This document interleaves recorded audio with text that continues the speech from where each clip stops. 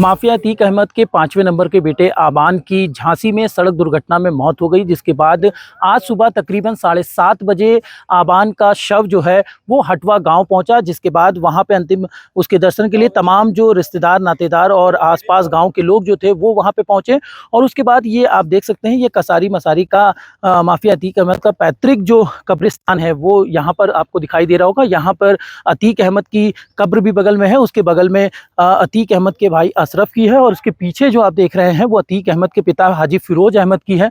और इसके साथ ही असद की जो कब्र है उसी के बगल में जो है अब आबान की जो कब्र है वो यहाँ पर खोदी जा रही है। बताया जा रहा है कि आबान का जो है जुमे की नमाज के बाद जो है यहीं पर सुपुर्द खाक जो है वो यहाँ पे किया जाएगा। भारी पुलिस बल जो है वो कब्रिस्तान से लेकर हटवा गांव तक जो है तैनात किए गए हैं। चप्पे चप्पे पे पुलिस की जो नज़र है वो बराबर बनी हुई है। ऐसे में बताया जा रहा है कि अतीक अहमद के जो दो बेटे हैं अली और उमर, ये दोनों जो है जेल में बंद है। अली जो है वो झांसी जेल में बंद है, तो उमर जो है लखनऊ जेल में बंद है। और उनकी पेरोल के लिए जो है इलाहाबाद हाई कोर्ट में अर्जी जो है वो डाली गई है। बताया जा रहा है कि 12 बजे के बाद सुनवाई हो सकती है। अगर अर्जी मंजूर होती है तो दोनों भाई जो है आबान के जनाजे में शामिल हो सकते हैं। ऐसे में सबकी निगाहें भी अर्जी पर टिकी हुई है कि आखिर क्या उनको पेरोल मिलता है या फिर नहीं मिलता है, क्योंकि 2 बजे के बाद बताया जा रहा है कि यहीं पे आबान का जो शव है वो लाया जाएगा और यहीं पर सुपुर्द खाक जो है वो किया जाएगा। माफिया अतीक अहमद के बेटे आबान का जो शव है वो हटवा गांव जो है वो पहुंच चुका है। और ऐसे में हम हटवा गांव में मौजूद हैं और आपको यहां की स्थिति जो है दिखाने की कोशिश करेंगे।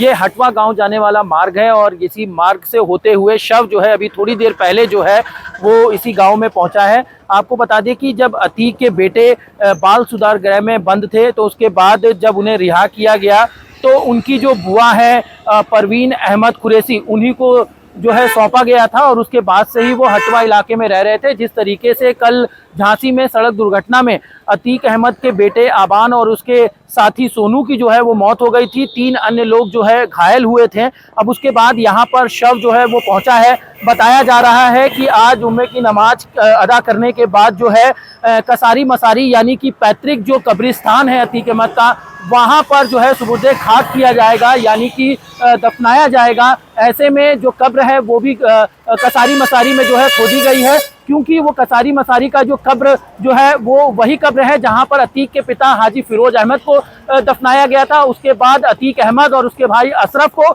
और इसके साथ ही झांसी एनकाउंटर में मारा गया अतीक का 3रे नंबर का बेटा असद को भी वहीं पे दफनाया गया था। उसी के जस्ट बगल में जो है कब्र अब आबान की जो है खोदी गई है और यहाँ पर जो है पुलिस की जो तैयारियां हैं वो कड़ी कर दी गई है। निगरानियां यहाँ पे की जा रही हैं। कब्रिस्तान के पास भी जो है पुलिस का जो कड़ा पहरा है वो यहाँ पर है और तमाम बड़ी संख्या में जो है लोग जो है हटवा गांव पहुंच रहे हैं, क्योंकि जिस तरीके से माफिया अतीक और उसके भाई अशरफ के खात्मे के बाद जो है लोग जो है डरे सहमे थे। उस वक्त लोग नहीं पहुंचे थे, लेकिन इस वक्त की स्थिति मैं दिखाना चाहूँगा कि लोग जो है अब गाँव में जो है वो पहुँच रहे हैं और अब कुछ ही देर के बाद जो है यहाँ पर गहमागहमी का जो माहौल है वो यहाँ पर बना हुआ है। लगातार लोगों के गाँव में आने का जो सिलसिला है वो जारी है। बताया जा रहा है कि एम्बुलेंस से जब शव को लाया जा रहा था तो उसके पीछे दर्जनों गाड़ियों के जो काफिले थे वो दिखाई दे रहा था।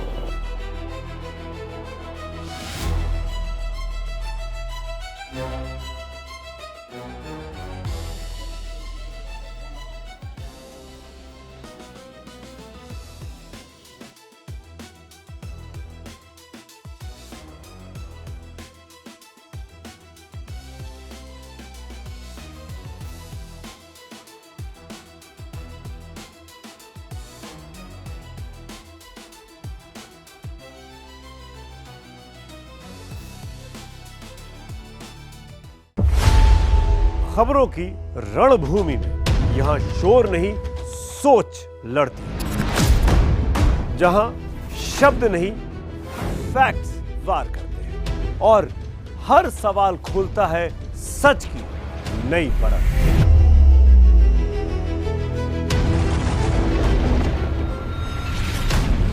चक्रव्यूह आपके अपने सुमित अवस्थी के साथ सोमवार से शुक्रवार शाम 6:57 पर टाइम्स नाउ नव भारत पर।